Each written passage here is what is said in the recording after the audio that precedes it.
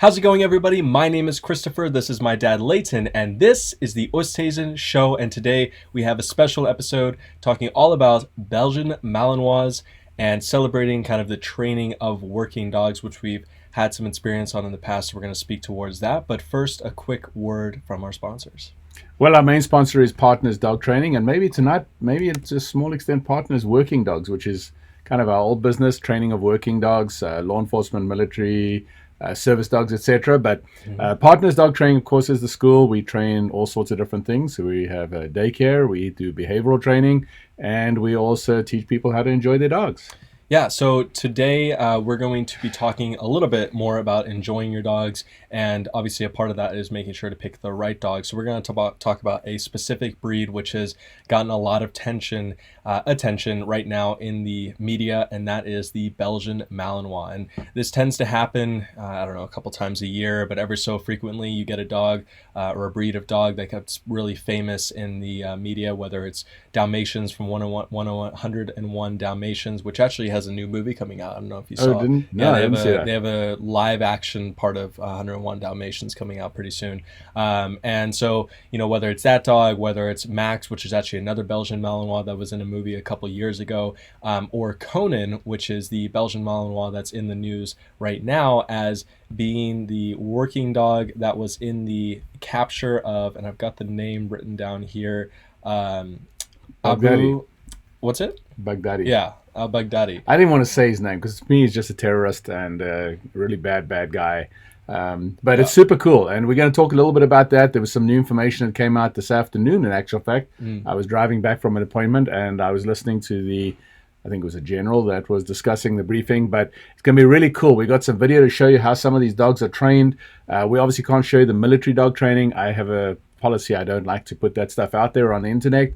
But we're going to show you some of the personal protection dogs in training. Yeah, and what's interesting, because we had a couple facts that we brought up. So I don't know if you knew, but in the operation which led to the death of Osama bin Laden in his hideout, that dog was also a Belgian Malinois named Cairo. Correct, that's right. Yep.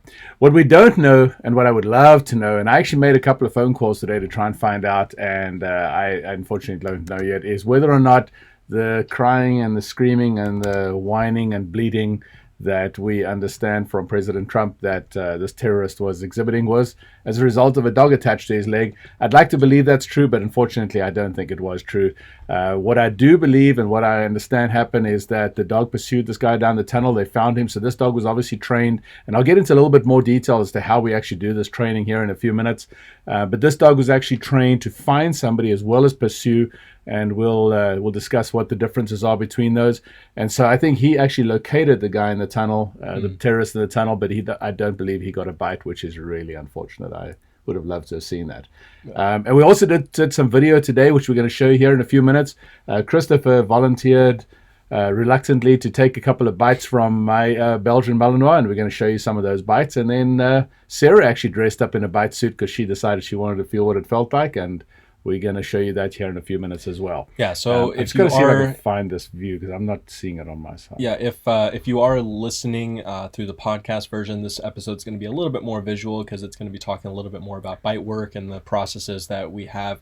We're trying to add more videos into the composition here and still working out the best way to go through that. But it should be pretty interesting, pretty fun to watch. Bite work is probably one of my favorite things to do, so I don't know why he's saying reluctantly. I actually really enjoy doing bite work. It's a little bit painful. There's always the tough guy in the group that wants to take a bite, and it might leave a little bit of bruising, but for the most part, the padding is good enough. And Karnak, who was taking a bite today, he's a little bit older, so you can see in the video a little bit out of practice as he's kind of getting up there in age, starting to get sore in his hip area and legs. So we were taking it, I'd say, pretty easy on him in terms of not wanting him to run very much and wanting to make sure that he's as comfortable as possible, but still showing you the kind of gist of what we're getting at in terms of bite work and so forth. Right. So talk a little more because I'm still trying to figure out. For some reason, I can't get the watch party going. So I want to get into the breeds of a Belgian Malinois. So Belgian Malinois typically are going to be, they're the tan type dogs. They usually have black faces, and a lot of people sometimes mistake them for German Shepherds. So they are they are a little bit smaller. They're about a medium-sized dog, usually around 80 pounds. I don't know. You'll see a Belgian, obviously, with Karnak in the video here in a little bit. But usually they're a tan type dog. Sometimes they get a little bit darker. I don't know if do they come from Belgium? Is that originally? No, they come from Europe. We get them from any one of France is probably one of the biggest suppliers. France, Czech Republic, Germany, Dutch, Holland, obviously. The Belgian Malinois is kind of just a term because they're obviously the ones we first saw them really coming on the scene in a big way here about 10-15 years ago. And obviously now they're one of the primary dogs that are used by law enforcement. One of three dogs: Belgian Malinois, Dutch Shepherds. Remember, a couple of weeks ago had our Dutch Shepherd. I have one of those as well, Crush, on the show. And then, of course, the German Shepherd. They're not as common anymore, even though German Shepherd's really my favorite breed. We're going to show you Christopher's German Shepherd here in a few minutes as well, doing some bite work when he was alive. The dog has since passed on. But anyway, the whole point is that those are the three sort of primary working dogs. Yeah. The Belgian Malinois is probably the most commonly used, especially at a very high end, because they are just they're very agile. They have a ton of energy, dogs. Great work ethic. I would say they are pretty willing and wanting to please, so that makes them very good in terms of a working environment. But they also are pretty good, I would say, by themselves in terms of having to do maybe detection work, or if you do have to send your dog out on a bite, they might be 100 yards, 200 yards away from you, and they still have to be able to perform just like they were being trained. But I do want to emphasize the fact that these are working dogs. And so a lot of people... Let's talk a little bit about that, because that's something that has come up, and I have a couple of friends that have posted, please don't rush out and buy these dogs. And then, of course, other people get involved in that and say that, they should, that's okay, it's a good pet dog, etc. So let me get into that in a bit more detail. The first thing is, the best way I can describe a working breed dog is to think of a Formula One motor car. So there's a little story, Formula One story, just kind of like bear with me here for a second. A few years ago, there was a very wealthy Arab guy, and he went along to one of the Formula One teams, motor racing teams, and he said, hey, I'll give you a whole bunch of money. I think the figure he gave him was $5 million, but I forget now. And he said, but I want you to let me drive the Formula One car. And they were like, all right. So they let him drive it down the straight of one of the racetracks, and within the first 200-300 yards of the straight, he put this car into a spin, and he spun out, and he destroyed the car, or he seriously damaged the car. The whole point of the story is that I'm sure this guy knew how to drive. He just didn't know how to drive that amount of power, that amount of speed, that amount of energy, and he found out the hard way that it's not as easy as it looks. Well, a Belgian Malinois and any of the high-end working breeds are much like that. You can certainly go out, if you want to learn and you want to put in the time, you can go and learn. But the problem is that they are a very high-knee dog. In other words, if you don't learn how to train, learn how to understand, learn how to read their patterns, read their behaviors, know what you can do, how to do it, if you don't know how to set foundations, then this is going to be a struggle for you, and then those dogs are probably going to be an issue. We are seeing that issue. Literally, one of our staff was bitten by a Belgian Malinois during an evaluation 2 days ago, I believe. Yeah, 2 days. Here at the school, young dog, 6-month-old dog. Probably will be fine once we put some training on the dog. But this dog had definitely had some pressure training done on it. And so that's the other thing. A lot of law enforcement departments found out the hard way. They often had officers or canine officers that were shepherd people, and they went along and bought these Belgian Mals, and before you knew it, they were having issues because these guys were just not experienced enough. Even though they'd done this for years, they just were not experienced enough in the Belgian Malinois. And the same thing you could say with a Dutch Shepherd or with one of those dogs. And something to remember is that the Belgian Malinois is actually one of, I think, 4 in the family. The Belgian, what the heck, I can't remember. It's a long time since I last dealt with that. But there's like 3 or 4 other dogs in the same sort of line, but the Belgian Malinois is the most commonly known one. Tavern, thank you, Christopher, just pulled it up. Wow, what awesome for the internet. Tavern and the Groenendaal. The Groenendaal is a dog that we don't see very often here in the States. In actual fact, I don't think I've seen one for years, but they were an awesome dog, and I'm sure that at some stage other people are going to catch on to it. Malinois is the other dog. So there's 3 or 4 of them in that sort of family, but the Belgian is the Belgian Malinois, as we call it, is the most commonly known. Kind of a funny thing on that, most people have been commenting. Everybody comments now, of course, on Facebook. I call it. Should I use my euphemism? Probably not. But keyboard experts with very little knowledge or very little experience.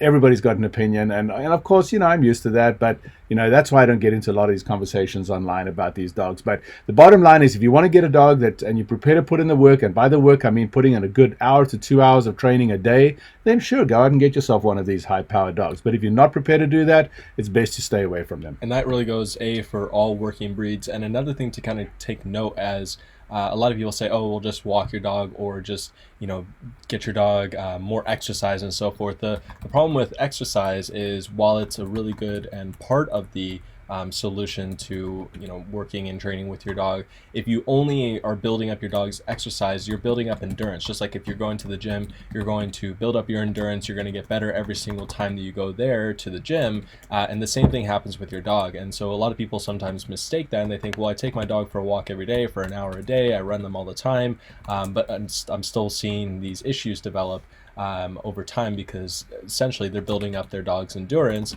without adding in the training and without adding in the structure and foundation into their lives, so that way that endurance is able to be channeled into positive behaviors that are also mentally stimulating. It's just kind of like if you're sitting at a computer for 8 hours a day, you're probably going to be mentally tired, even though you might be physically fine because you've been sitting down all day. So that's kind of the difference between physical training and mental stimulating in your dog's training.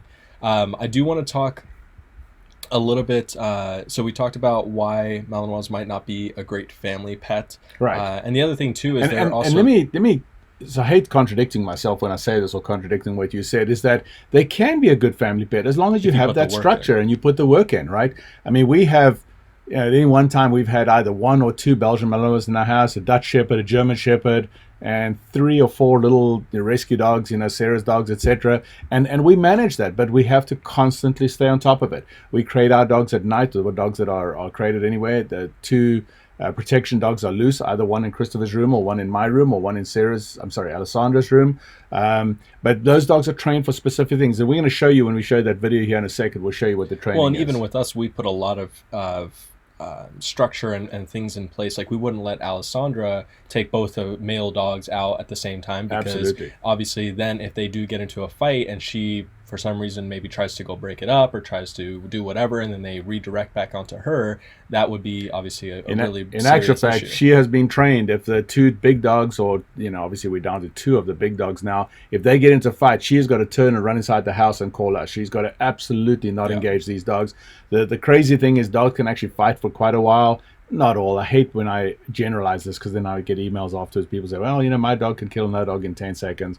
Yeah, the truth is, majority of dogs that fight don't really do that much damage to each other in a short period of time. And in any case, what is a 10-year-old going to do to break that up? Even adults. Christopher had to break up a fight once.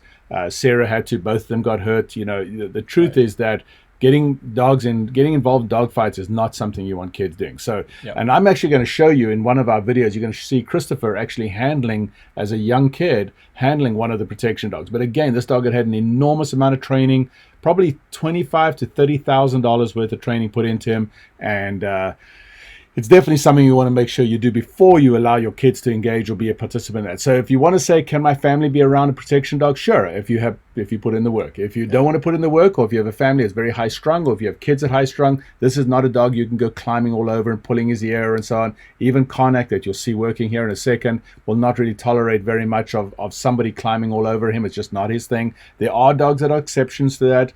And obviously, like everything, there's an exception to every rule. But the vast majority of these working breeds are just not highly social dogs with small children and with high stress environments and things like that.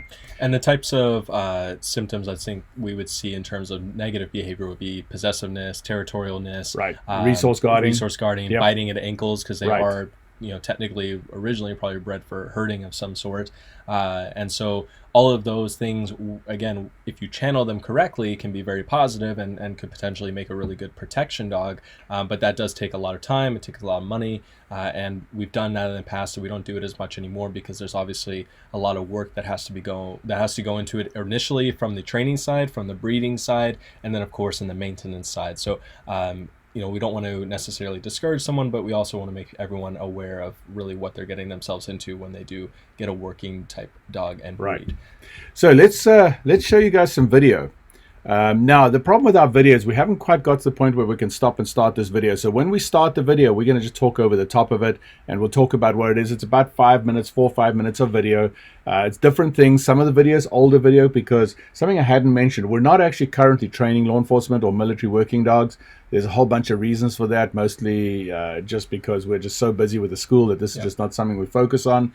Ironically, I had a conversation today with ATF on our licensing. We still maintain our explosives licenses and narcotics licenses. In fact, I'm one of the few private people to actually have those licenses. You have to have them for the training of these working canines. But the video we're going to show you is of people's personal protection dogs. I almost said pet dogs, but they're not really pet dogs. It is some old footage. There's some old stuff of Christopher I wanted to show because obviously I don't have any young kids right now that are trained to work with these protection dogs. We'll kind of talk over the top of that. So I'll get that pulled up here. So the first thing here, that's obviously from today, where we were doing a little bit of training with Karnak, and you'll see that video here in a moment. That's Jedi, I believe. Yep, this is Jedi. Right? This is our last one, and this one is looks like Rocky. That's Ludwig. Is it Ludwig? Yep, and this is Jedi. You can see how hard these dogs are biting. These are a couple of old pictures. This is Karnak today. I kind of showed this. He was pretty high strung, really keyed up. All he wanted to do was work. Didn't want to sit around and take pictures, etc. And here we see a video of Christopher. This was an older video. This is a decoy, a really cool guy. He doesn't work for us anymore, but this was training Christopher. He's knocking on the front door. When Christopher opens the door, he's going to be working with Jedi.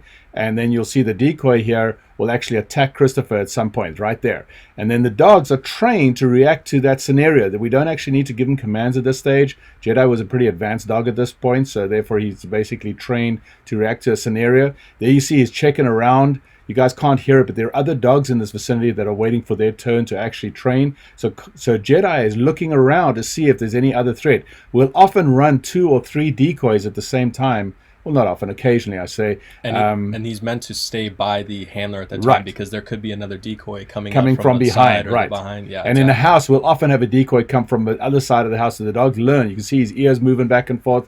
The dogs learn to watch every potential possibility. You can see he's holding here. The longer you can hold these dogs, the better it is for them. And that's how they learn to concentrate. That's how they learn the stability. And as the decoy turns and makes a threat, the dog has got to react to that. Christopher basically is just standing there. That's Christopher, if you haven't figured it out, on the right-hand side. And he's at his door, gives him one command, and the dog has got to return back to heel and back into the house. This is one of our other instructors, Monica. This is training one of her dog called Diesel. I threw this in here because I wanted to show you guys the bark and hold. So we don't train a lot of dogs to do this. It's extremely difficult to get a consistent bark and hold without putting a lot of effort into it.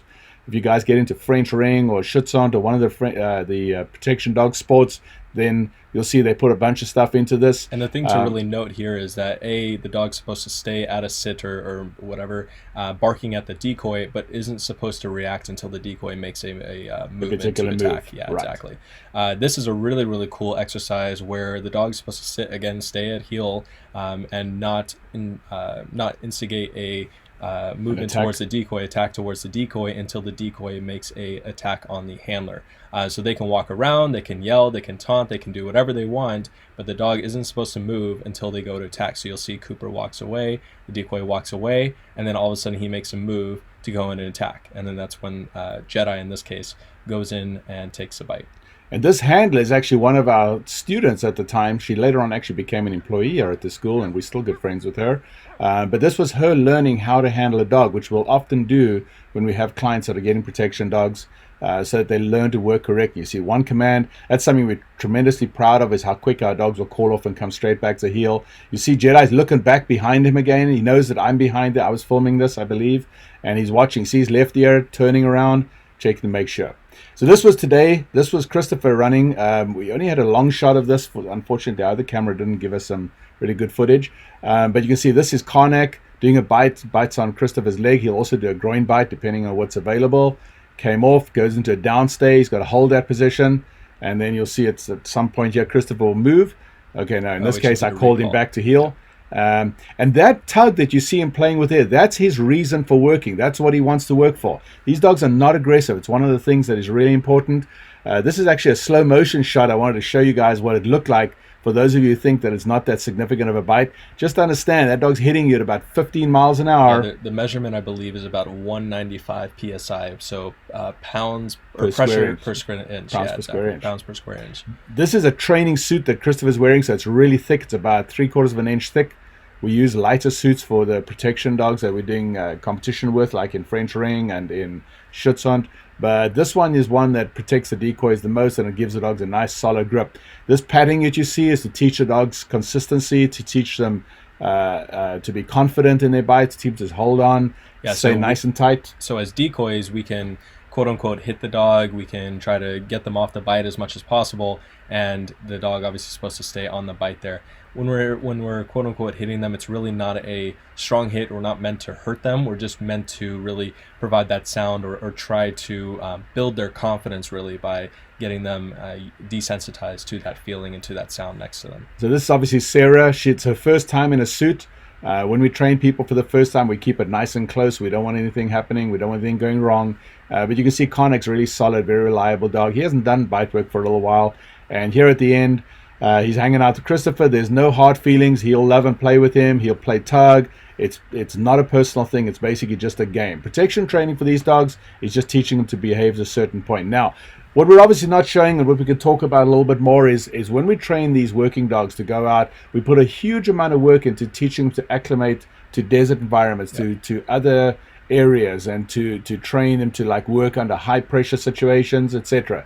One of the reasons why it's so difficult to do protection training is because they lack courage to stay in the fight. And so a dog, the average dog in the street or the average pet dog, just doesn't have that. They might bark, they might kind of yap at somebody, but they won't actually go in. They certainly won't fight, and they also won't pursue, which is one of the hardest things to teach. You know, while you're talking here, I want to see if I can find that video of you doing decoy work back a long time ago where you went into people's houses. Sure. Yep. I'll see if I can pull that up online. But you can maybe talk a little bit about that. So this was done, oh my gosh, Channel 5 was the station that did it. I used to do a lot of TV work, and they came in and they said they wanted to do a story where they wanted me to break into people's homes and see if their personal dogs would actually protect the home.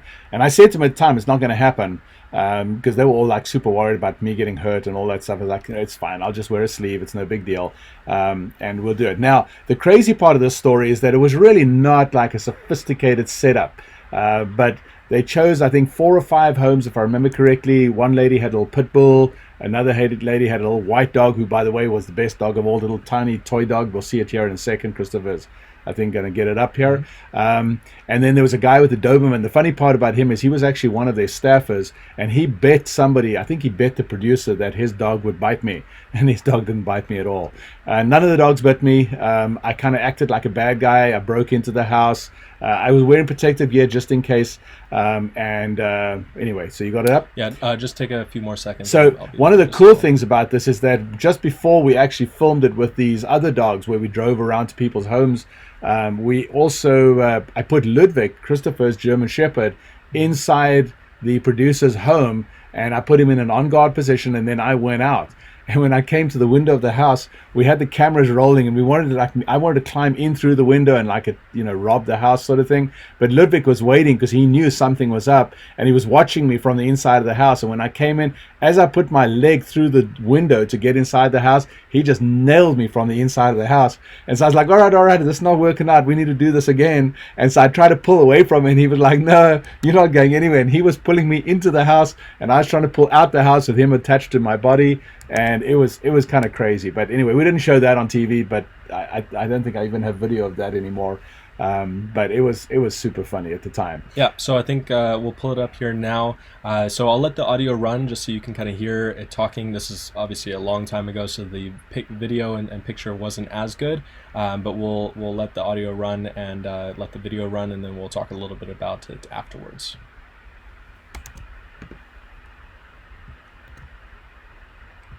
Oh, there we go.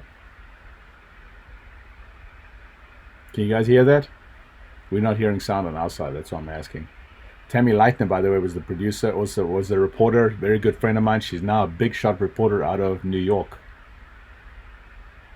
These were her 2 personal dogs. Is it playing sound?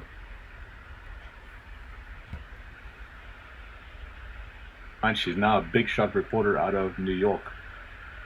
Oh, it doesn't look. So it doesn't look like we got sound. So let me talk about this. So this dog that you see here, this is actually Monica's dog, that one that was doing the bite at that stage. And this is now back to me breaking into the people's homes. So we have 4 dogs here. I believe it was... What types of dogs? I can't remember what they were. Doberman. It was like a pit bull of some sort, and then we had like a little Chihuahua at the end. So that's in the middle of our house back when we were still doing construction, showing some bite work and so forth. Cooper is the decoy. There's Jedi again. Oh, and this is kind of cool. So our dogs also trained to go search a house, go look through the house. You can see here was this group of dogs that we were training. Those people have all kind of moved on. Back on the training field back in the day. That's a call-off, something very difficult to do. And here it is where we're actually going to people's homes. So I dressed up here. This first one, second one, third one. This lab was kind of cute. There was a ball lying in the house. So when I went into the house, I picked up the ball. And then he's like, oh, cool. Somebody's going to come play ball with me. There he is. Oh, there's the ball. Yeah, so much for me being a bad guy. This is the guy that was super surprised that his dog didn't attack me. He had a... Yeah, so we were commenting there. It's pretty rare for dogs to, like we said, to actually make an attack. So I think this one was the one that actually gave up most of the fight, and that was really just some barking, a little bit of reactivity there, and then I saw his toy, picked up the toy, and a few minutes later he was playing with me. There was nobody else in the house. The cameras were hidden cameras, and so on. This is the guy who's not happy about that. I thought it was funny as hell. This is the end. Oh no, I got still a couple more. I was trying to get the dog to bite because we kind of wanted to show something, but anyway, it wasn't going to bite. This was the this is actually kind of cool. Watch this dog at the end. So he was barking like crazy, and then he came, I was like, oh hi, how are you? How you doing? And Klein was like super surprised by that. And what's interesting, that this is like the pit bull. Insecure type bite. Yeah, that dog was a little insecure. So this dog, they wanted me to do this. I kind of attacked the lady to see if the dog would protect her, and obviously he just wants to play. But here's the funny part. So I turned, ran out the house, and I watched the dog. He's going to run over to the window. So like, where you gone? Like, where'd you go? Why aren't you going to play with me? Yeah, like, why you go play? And then Zorro, which is the I don't even know, Yorkie Shih Tzu, I think. Yeah. So let's look at him. So he's barking. He's like, oh, hey. Oh, cool smell. All right, chill. Then I go and say hi, and then I was carrying him around the house in front of all the cameras. We sat down on the couch, enjoyed a little TV and snack, etc. So again, I mean, we just wanted to show you guys that that's obviously not the Belgian Malinois training, the protection dog training, but training a dog to do protection work, or bite work as we call it, takes a lot of work and a lot of effort. And obviously if you start off with the right quality of dog, it makes a huge difference. It's one of the reasons I don't do a lot of this training anymore, is because we're kind of encouraged to use dogs that are maybe not up to scratch to try and save money, and it's insane. It's like buying yourself a little tiny, VW and trying to make it a race car on the racetrack. Yeah, you can spend tens of thousands or hundreds of thousands of dollars on these cars, it's still not going to go fast. Right. So the same thing applies with dogs. Now, I haven't been watching my computer the last few minutes, but I see a whole bunch of people have commented. I want to mention a couple because they're actually, if you look at the feed, and I think they're on the main feed or they're on my feed, my personal feed. You got to also follow my personal feed a lot of times because a lot of people comment on that. But a couple of the people, wow, we've had a lot of people join us. Holy smokes, that's cool. A couple of people that have joined in here tonight are Mike Barry. I want to mention this. I hope Mike doesn't mind me mentioning this. But you see, Mike said, thank you very much for Eros. They had a personal situation in their home where they had a threat, and it was a substantial threat.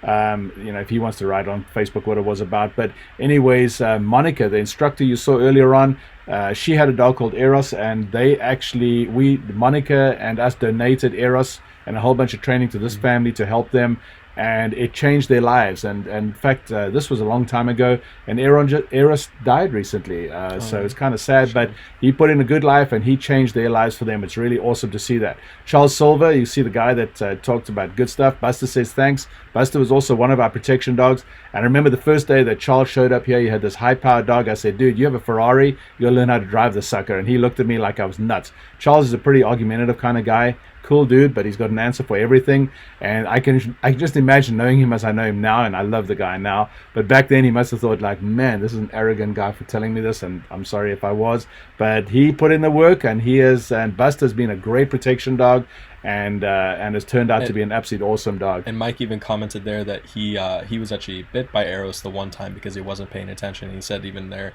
it was his fault completely, and that can happen. I mean, there's been tons of times where we've been nicked when playing tug or when playing with the ball just because they're not paying attention to today with Karnak. When I was playing with him today, I was trying to like calm him down so we could film, and he was not in the mood for being calmed down. He's like, "Are you kidding? I'm getting my first bite in a few months, and you want me to be calm?" And he whipped his head around, smacked me a shot in the side of my face, and I was like, "Oh, that's cool." Unfortunately, I didn't have the camera on at that moment. But anyway, just to sort of recap on a lot of these things, because we kind of running out of time here. First thing is, obviously we don't want you guys to rush out and go buy a Belgian Malinois. If you want to get a dog like that, make sure you get the training. If you want to adopt a dog that's come out of a rescue, which has been a law enforcement / military / retired working dog, do your homework. I see a lot of these dogs that come through training, and that can be a problem.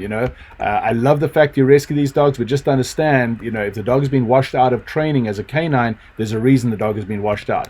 The other thing I want to mention, and this is not something that's publicly said, but a lot of these working dogs that go to Afghanistan, Iraq, and those places cannot be brought back into civilian sector again. You hear of people, and there are actually rescues out there that will help place those dogs. Those are the ones that kind of make it through the selection process, but a lot of the others don't, and obviously my hearts go out to those dogs. It's just unfortunately one of the things, but we have to take that into account.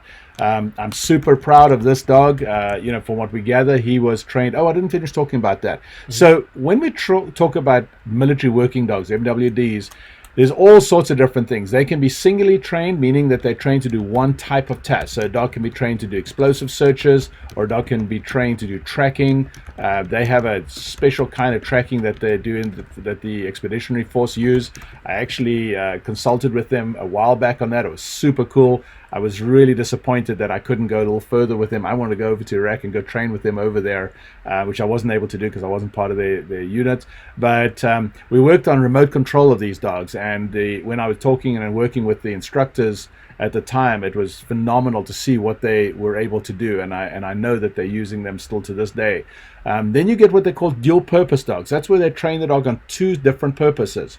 So you'll get a dog that's trained on searching for people and searching for explosives, right? So that's most commonly. And this dog that was used by the it was Delta Force, correct. Delta Force. I read a really interesting article as to why they used Delta Force in this particular case and not the SEAL teams. But anyways, this particular dog was dual trained, and today the general that was talking about it said that they'd used him to look for or locate this particular guy in the tunnels. He didn't really get into a lot of detail, but he kind of hinted at that. And so what I'm hoping, and what it appears to have happened, is that this dog was actually used to track this guy inside the tunnels. And I'll tell you a couple of cool stories. We had a dog once that was trained on this, and these dogs are trained to pick up tripwires. So if you have a tripwire is like a very thin metal, almost like a guitar string wire, and you put it across a path or across a walkway or something, and then of course if you walk in patrol and you cross over and you trip that tripwire, it blows you up. So a lot of our dogs were trained in the military to find these tripwires. They can pick up on that sound of the wind blowing over this wire, and it's absolutely incredible how good they are. I mean, they virtually are 100% right in doing that. And one of the cool things about those dogs is that they will alert by basically the moment they hit the tripwire, they just lay down, and then that's the signal back to the handlers and then back to the rest of the team that they need to back off. There was a very famous story of a Tucson police officer whose dog was a narcotics dog, and she was attacked on the side of the street, and I speak under correction, but I actually think she died, and her dog did nothing. A lot of people were saying, why didn't her canine help her? Well, this dog was only trained on single purpose. It wasn't trained to do multiple things. And a lot of the teams, like the bomb squads and so on, only single purpose train their dogs. They do not train a patrol aspect to it, or a chase aspect to it, or dogs that are trained to track people or whatever. Lynn Thomas asked a really good question. I think this is probably one of the top questions that we get all the time is, would you agree that some dogs have it in them to be protective from the beginning?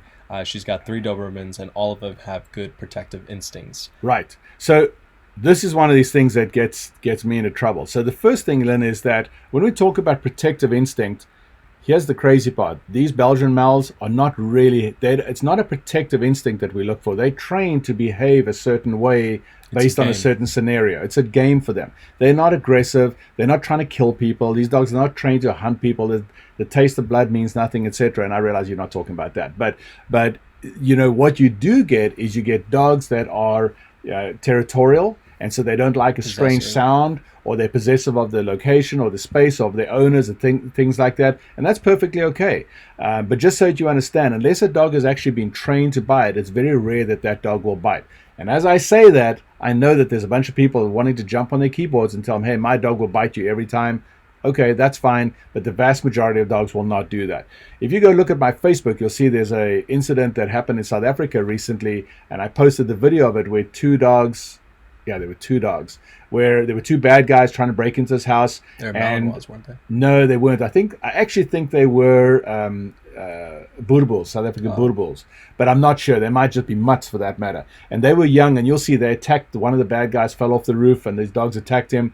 But it wasn't even really protection. The dogs were just nipping at him, biting at him. They'd pull at his clothing. Then the dog would kind of walk away and look at the guy, and then they go back and nip a little bit more. It's almost like a pack type instinct that was coming in. Those weren't properly trained dogs. They were very protective of that location, and when this guy was screaming and yelling, obviously that will trigger the dogs, and so a lot of times that'll make them more protective. So what you probably have is in your Dobies, because Dobies, remember, used to be one of the awesome protection and working dogs out there. One of the sort of the top 3 or 4 breeds, but then like a lot of these breeds, we kind of overbred them and we did a bunch of things, and then they kind of lost that skill. You can still get good Dobermans. I'm hoping you've got those as well, and that have a very good instinct to be able to protect. But just remember that when it comes to actually biting, it has to be they have to be trained in what they're allowed to do and what they're not allowed to do. Think of this as being martial arts for dogs, right? So a kid that goes in the martial arts class, we don't want them fighting all the other kids and beating up and being disrespectful and rude and so on. So they have their instructor, and the guy teaches them what they're allowed to do and how they're allowed to do it,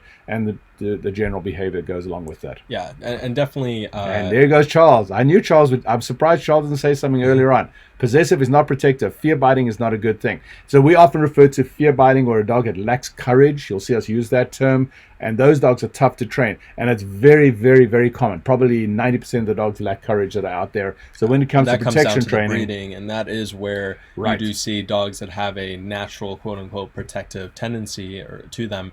It does, in terms of what we're looking for a dog that potentially could be a protection dog, is important for them to have good courage, is important for them to want to work for the owner. And that's why German Shepherds do tend to make really good protection dogs, because they also have really incredible bonds with their owners, just like many of the other working dog breeds. So if you guys got any other questions, shoot them to us. We'll try and answer them as much as we can. Just remember what I said earlier on about I don't get into a lot of this stuff on Facebook. It's just too difficult to describe, and that's why we showed you the video tonight.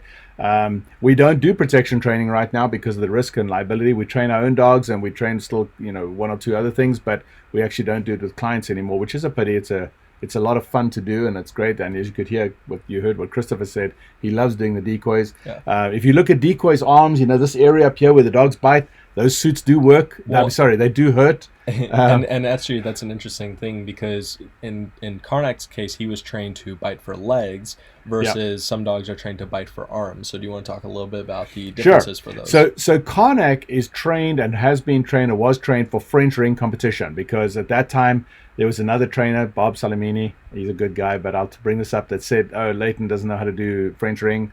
And so I was like, fine. So I went and got a dog and started training with him and with Chad Hunter.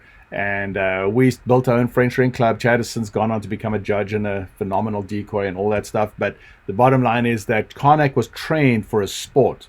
And so, yes, he can do personal protection, as you saw in the video, but he was trained as a sport where they have to do certain scenarios to be able to pass certain tests. Anytime if you're talking to people, and I've got a lot of friends in the French ring world, Laura is one of the most phenomenal handlers and trainers out there, Laura Price. She actually shoots with me. If you guys...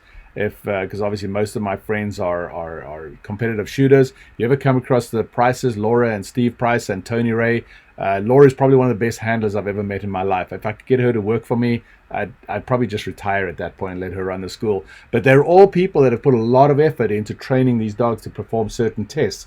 Now, if you're sitting there saying, well, it's a competition trained dog, that dog doesn't know how to bite, yeah, we'll put a suit on and find out the hard way. I've got a couple of friends that have gone that way. Bump Wilson, I don't know if he's watching right now, but probably the most famous one. Oh, and then my favorite one of all, Ian Harrison. So if you read Recoil magazine, we did an article with Ian Harrison once where we did some bite work. Who do we use? Do we use Ludwig? We used Ludwig. And Ludwig did some bites on Ian Harrison, and Ian cried like a bitch the first time that he bit him. Am I allowed to say that? Probably not. Probably not. Well, he cried. And if Ian is listening to this right now, come on, step up, dude, and tell us how much you cried. But he was not happy at all. And he was like, okay. And I'm like, what?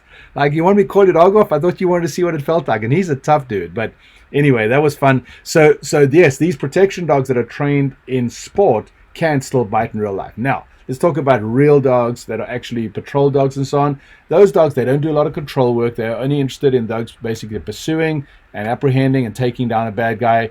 And once they've got the guy down, they keep that guy down until the SWAT team or the law enforcement officer or the canine handler, whoever it is that's around there, handcuffs and apprehends the person.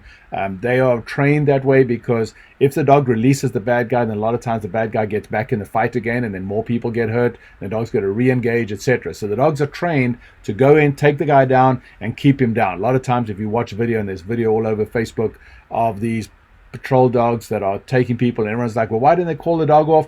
Well, that's because those dogs are not trained to call off. Those dogs are trained to stay on the bite until the handler's got him under control. Yeah. There's also many SWAT team officers out there that have learned the hard way, don't go in too soon, because if they pull the dog off that guy, the dog will turn and re-engage any leg that's nearby.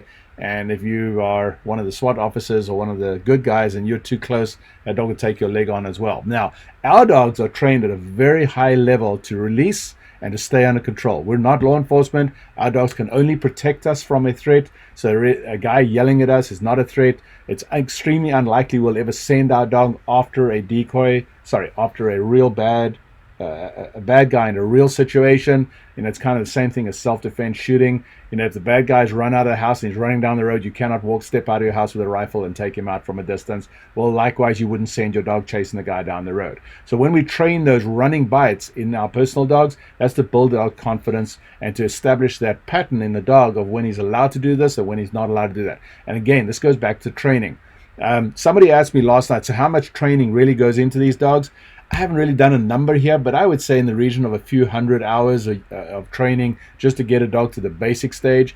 And the law enforcement dogs that you see are probably in the region of 2 years. They run around $30,000 to $40,000, $50,000 every day for probably 8 months. Yeah, they put a huge amount of training into those dogs, and obviously the more. So if you have a dual trained dog, that dog's going to require more training. Yeah. They have to be recertified all the time, et cetera, et cetera.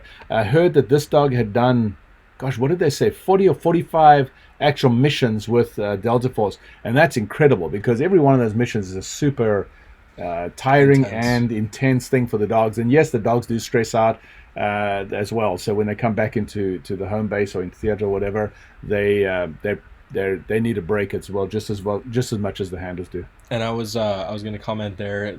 My original question is, or original statement was, some dogs are trained to go for legs, some dogs are trained to go for upper body. Usually the more sport dogs are trained to go for legs, since it's a little bit harder to esquive, which is a term to define basically making the dog miss you. So that way the decoy gets points. Like jinx the dog. Yeah. So when the dog's chasing, they juke him out. They juke out of the way to see if the dog misses. That teaches the dog to focus, pay more attention. And of course, in protection training, in French ring, the decoys are scored as well based on how well they perform. Yeah. French ring is a little different from Schutzhund. I don't want to get too much into that tonight, but Schutzhund's a little easier. Boy, I'm going to get my ass kicked for that. But Schutzhund's a little easier. Think of French ring as kind of like the Rolls Royce of it, and they're a lot harder on the decoys.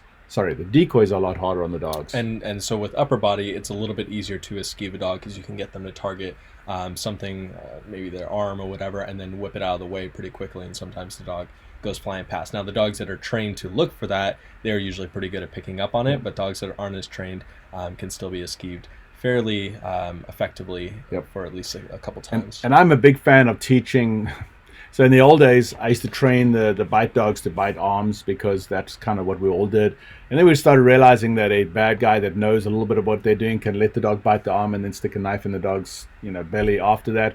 So we started changing it to the leg and then to the groin. And now my favorite thing for protection dogs is teaching dogs groin bites, because it's very difficult to get your balance when you have a 80-pound dog hanging off your groin area.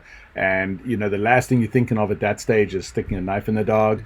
And also the dog is low down on the ground, so they don't get high. A lot of times when these dogs get up in their trajectory, you saw some of those pictures in the beginning of this podcast, when the dogs get up really high, then there's too much chance that the dog is going to miss the bad guy if he trips and falls. There's a great video, actually, I forget who posted it, but where the decoy is running away from the dog, and the last second the dog jumps and goes airborne, the decoy trips and falls flat on his face, and the dog just sails right over the top of his head. Well, it's funny to watch that, but in real life, that's not what we want. Right. We want the dog to basically hit the first time, not go past. All sorts of bad things happen. There was a case where I actually got knocked unconscious doing a bite with the dog, where I skeeved, I moved away, and the dog jumped up, grabbed me by the shoulder, flicked me around backwards, and slammed me to the ground. Well, that's not fun. Fortunately, in this particular case, the dog was well enough trained that he didn't re-engage me. But that happens to some of these patrol dogs, where they basically are just trying to do as much harm as they can in a short space of time, and you go to the ground, that dog gets you in the face. That's a big problem. So groin bites or front leg bites or leg bites are safer for us to train. For those of you sitting out there thinking, well, it's not that big of a deal, the dogs don't hurt that much or whatever, feel free to let me know. Live bites are super rare for us to train on. I'm always looking for people to volunteer for that. So if you're interested, shoot me a message and I'm sure we can set that up for you. All right. Well, we've definitely gone over time today, but it's been a really fun conversation to high have. Five to that Army dog. I'm so proud of the guy. Conan really rocked it. Yeah, they didn't want to identify him for some reason, which is kind of funny because I think that probably made the raid the success that it was, and I'll tell you something, going in with a dog like that, I've been into a lot of situations where I had a dog with me. It gives you so much more because those dogs, they're so tuned up and they're so aware, and you're not going to walk around a corner and have some dude waiting for you behind that back of the corner or something. Those dogs are on that, man. It really reinforces how valuable those dogs are in that type of environment. Yeah, for sure. Which is interesting because, again, another point for Malinois is that they're very compact, and so they're used a lot in jumping out of planes, or they're able to pick up and go pretty easily, and so they're also a little bit lighter weight than a German Shepherd. They handle heat better. Mm-hmm. Yep, the Belgians do, the Mals do. Yeah. So, you'll hear the term Maligator every now and again. That's not their real name. Somebody actually wrote to me and asked me where they can get a Maligator. Maligator is just a term we use for Malinois alligator, meaning that they bite that hard. Mm-hmm. If you're asking me about a Maligator, you probably should not be getting a Mal. Yeah. All right, guys. Thank you so much for watching. We'll see you next Wednesday at 6 p.m. where I think we're going to talk a little bit more about socialization in large groups, maybe a daycare, maybe a play group on a field. And so tune in next Wednesday at 6 p.m. for that. And thank you again very much for watching, and we'll see you next week.